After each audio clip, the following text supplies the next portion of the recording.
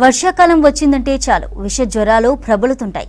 Typhoid, dengue, malaria వంటి వ్యాధులు సోకిన వారితో ప్రభుత్వ, ప్రైవేటు హాస్పిటల్స్ రద్దీగా మారాయి. సీజనల్ వ్యాధులపై మరింత సమాచారం హైదరాబాద్ ఫీవర్ హాస్పిటల్ నుంచి అనిల్ అందిస్తారు. రాష్ట్ర వ్యాప్తంగా విషజ్వరాల బారిన పడుతున్న వారి సంఖ్య రోజురోజుకి పెరుగుతూ వస్తుంది. దీనిలో ముఖ్యంగా టైఫాయిడ్, డెంగ్యూ, చికెన్ గున్యా, మలేరియా వంటి వ్యాధుల బారిన పడుతున్న వారి సంఖ్య కూడా పెరుగుతూ వస్తుంది. అయితే ఏ హాస్పిటల్ చూసినా ఇంతే రద్దీగా ఉంటుంది. ఓపీ సంఖ్య అనేది పెరుగుతూ వస్తుంది. ప్రస్తుతం నేను ఫీవర్ హాస్పిటల్కి సంబంధించిన కోరెంటి ఫీవర్ హాస్పిటల్కి సంబంధించిన ఓపీ దగ్గర ఉన్నాను. ఇక్కడ ఓపీ చూసుకోవచ్చు ఎంత రద్దీగా ఉందో. ఉదయం నుంచే దాదాపు 100 మంది ఆ ఓపీ కోసం వెయిట్ చేస్తున్న పరిస్థితి అయితే మనకు కనిపిస్తుంది. కొంతమందితో మాట్లాడే ప్రయత్నం చేద్దాం. వీళ్ళు ఎంతసేపటి నుంచి ఇక్కడ ఉన్నారు, ఎలాంటి సమస్యతో వీళ్ళు వచ్చారని చెప్పేసి మాట్లాడదాం. మేడం, ఎక్కడి నుంచి వస్తున్నారు? మేము ముషిరాబాద్ నుండి వస్తున్నామండి. ఓపీ ఎలా ఉందండి? రద్దీగా ఉందా? ఎలా ఉంది? రద్దీగానే ఉందండి. ఏ సమస్యతోటి మీరు రావడం జరుగుతుంది? నేను ముషిరాబాద్ రెయిన్బో హోమ్స్లో వర్క్ చేస్తాను. అమ్మాయికి గొంతు బాగా నొప్పిలేస్తుందంటే అక్కడ పిహెచ్సికి తీసుకెళ్ళాము. కొరంటికి రాశారు. అక్కడ నుండి ఇక్కడికి వచ్చాము. ఇక్కడ లైన్లో నిల్చున్నాము. రద్దీ ఎలా ఉందండి? రద్దీ ఎలా ఉంది? ఉందండి, బాగానే ఉంది రద్దీ. అంటే వాతావరణ మార్పు వల్ల ఇలాంటి సమస్యలు వచ్చాయనుకుంటున్నారా? మేమైతే అలానే అనుకుంటున్నాం సార్. మరి వాతావరణం వల్ల వాటర్ ప్రాబ్లం ఏమన్నా, పొల్యూషన్ ఏమన్నా అయిందా, అట్లానే ఉండొచ్చు అనిపిస్తుంది. అంటే పాప ఒక్కొక్కరికి ఈ సమస్య ఉందా? ఇంట్లో వాళ్ళకి కూడా సమస్యలు ఉన్నాయి సార్? మా హోమ్లో ఇంకా పిల్లలకి ఉన్నది. అలా కొద్దిగా కోల్డ్తో స్టార్ట్ అయింది. కోల్డ్, ఫీవర్ ఉన్నది. మిగతా పిల్లల్ని అక్కడ తీసుకెళ్ళాము. ఇంకా ఈమెకి ఇక్కడ రాస్తే ఇక్కడికి వచ్చాము మేము. సార్, ఎక్కడి నుంచి వస్తున్నారు? నేను ఇక్కడ అంబర్పేట నుండి వస్తున్నాను సార్. ఏ సమస్యతోటి మీరు ఇక్కడికి రావడం? కోల్డ్, ఈ డెంగ్యూ ఏదేదో వస్తుంది కదా, చాలా ఇబ్బంది పడుతున్నాము. అసలు వీళ్ళు ఉన్నారు కాబట్టి కొద్దిగా ఉండదండి, లేకుంటే చాలా ఇబ్బంది ఉంది. వర్షాకాలంలో శుభ్రం లేదు, ఏం లేదు. దానివల్ల ఫీవర్స్గా ఉండి ఒళ్ళు నొప్పులు అన్నీ ఉన్నాయి. ఓపీ సంఖ్య అనేది ఎలా ఉంది? మీరు ఎంతసేపు అవుతుంది వచ్చి ఇక్కడ ఓపీ రద్దీ అనేది ఎలా ఉంది? హాఫ్ అన్ అవర్ కంటే ఎక్కువ అవుతుందండి. ఇప్పుడు ఈరోజు ఈ టైం కాబట్టి కొద్దిగా తగ్గింది. అదే పొద్దున్న వస్తే సాయంత్రం అంటుంటుంది, నల్లకుంట దాటిపోతుంది. ఈ టైంకి లక్కీగా నేను ఈ టైంకి వచ్చాను కాబట్టి బెటర్ ఉంది. నేను కోల్డ్ ఫీవర్ ఉందండి, ఒళ్ళు నొప్పులు ఉన్నాయి, కొద్దిగా లూజ్ మోషన్ లెక్క. మా బాబుకు ఉందండి. 1 వీక్ నుండి బాబు ఇబ్బంది పడుతున్నాడు.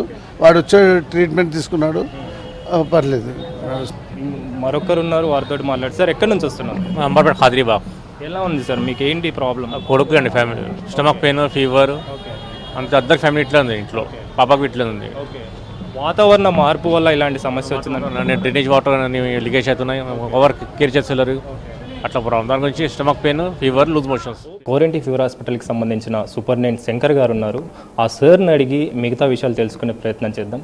సార్, చెప్పండి, ముఖ్యంగా వర్షాకాలం మొదలైంది, దాంతోపాటు ఈ విష జ్వరాలు కావచ్చు, డెంగ్యూ కావచ్చు, చికెన్ గున్యా కావచ్చు, ఈ లక్షణాలు ఉన్న వాళ్ళ సంఖ్య రోజు రోజుకి పెరుగుతూ వస్తుంది.